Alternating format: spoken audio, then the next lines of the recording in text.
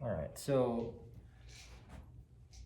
as I was saying in chapter 1 of Trust, the book, I talked about when I was 12 years old, coming into my teenage years. And here's the irony, is that I learned a very valuable lesson in life. My grandfather, who was my second father figure,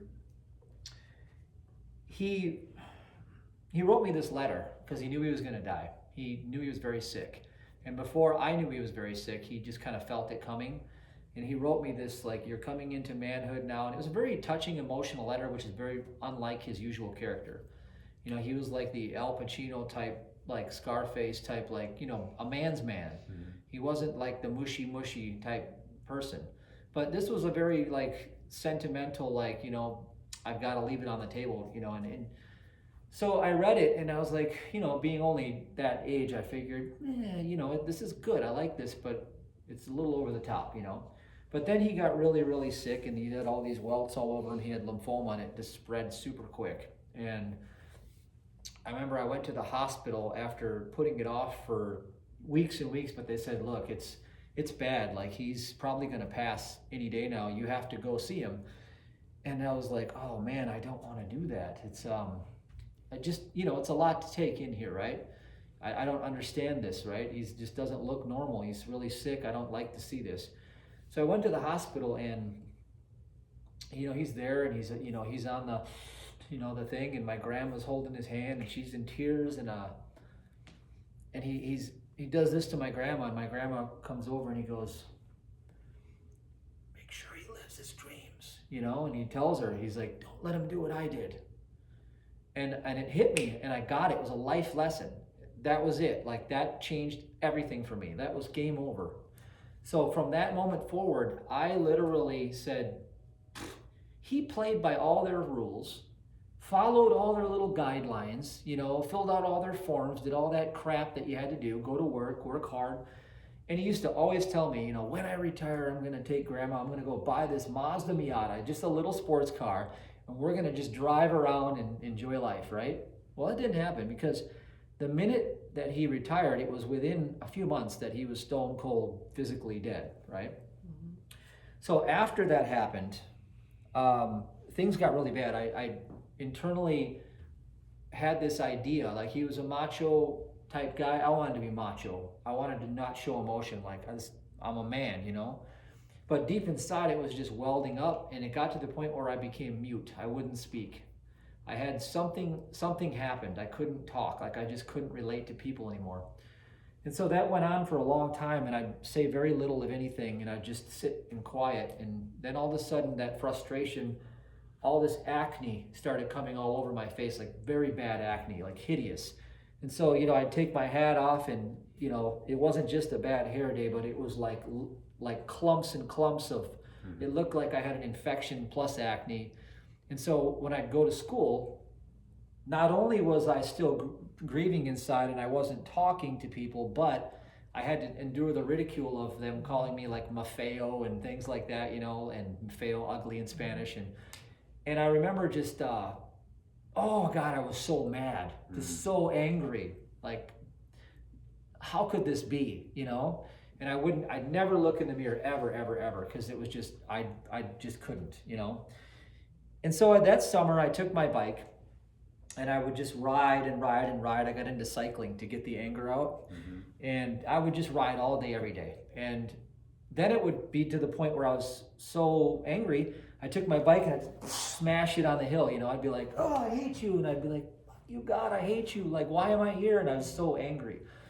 And then after doing that, and towards the end of summer, I remember it was like late August, and August was the hardest time. That was like the transition period with my grandfather and all this. And so it came to a head. And so I remember I threw the bike down a couple times and I was so angry, and then I sat on the hill and I heard an audible voice in my head. Like, literally, it was, what do you want? Say it. I am. And I'm like, did I have a head injury? Like, is this crazy? Like, I heard it. It was like, sounded like and I'm like, okay. I said, well, I am sexy and gorgeous and all the girls want me. And I said, that's what I want. And I just said, I'm sexy and gorgeous. All the girls want me. And at first I started doing it with like all this passion and conviction. Like I knew, like I had a download. I knew that I had to do that. Every time I thought about how ugly my face looked or how hideous people would laugh at me or how pissed off I was, I knew that I had to say this instead. I had to take my attention off that and put it on this, because it was like a literal God in my head moment. And so after about a week of doing that, I started losing the passion for it. It was kind of like just a thing. And that's when I think it started really working, because I would just count on my fingers and I would just say, every time I'd feel a shock, like somebody would look at me and I could tell that they were laughing because they could see, this, I'd be like, and I just counted on my fingers. In my game, I played a game. I would count 20 to 25 times every time that I felt that trigger. So every time I felt the emotional shock or the trigger or something in my outer trying to say this to me, I use my fingers and I just, no emotion, just count. Well, that went on for a few months. And I don't remember how everything faded away, but over time I stopped doing it. After about 3 or 4 months, I just kind of faded out of doing it. Forgot all about it. And then what happened was it was, time to come, into the hockey season again. And all of a sudden, my friend AJ comes along and he's sitting at my house and he's like, dude, he goes, you really should go to the doctor and just ask him if you can try this new thing called Accutane. He goes, I used to have acne. I took 1 pill of Accutane. It went away permanently. He goes, maybe you should try it. And at the time I had been on like doxycycline, tetracycline, all these cyclines, doing nothing, nothing positive at least. And I said, screw it. I'm like, can I go to the doctor, And my grandma's like, yes, you can go to the doctor. And I was like, can I try this Accutane? And he's like, sure. It was 1 pill, Accutane. I took the pill within, oh my gosh, it was like a month. It just went away. So it was a God-given blessing. Somebody brought it to me like, here it is. Well, what happened is that next hockey season, my whole world changed. So my freshman year, I didn't play varsity because I changed high school so they wouldn't let me skate, okay? They said, you are out of that district, you have to sit out a year. The next year, I had a write-up before the season even started, and it said, top state defenseman coming in, and I wasn't even playing yet. And I was like, oh, I'm in the paper already, and then I was like, this is cool. And then by the middle of that year, every freaking girl wanted to date me, from freshman to sophomore to junior to senior, and I was getting written up in the paper every week, for playing hockey. And I was like, this is happening. Whatever I wanted is starting to come true. It's like I planted all those seeds for those months. I was planting seeds, shifting away from that painful thought to what I wanted. No emotion, just planting the seeds, following God's guidance, and then there it was. I'm living in that space, right? And so in that space, what I discovered was, years and years later, in hindsight, is Emil Kuh's book, the Science of Self-Suggestion or something. And he says that you want to do it with no emotion and you want to just monotone. And so when I got to that place of no emotion, monotone, is really when it started planting those seeds for me.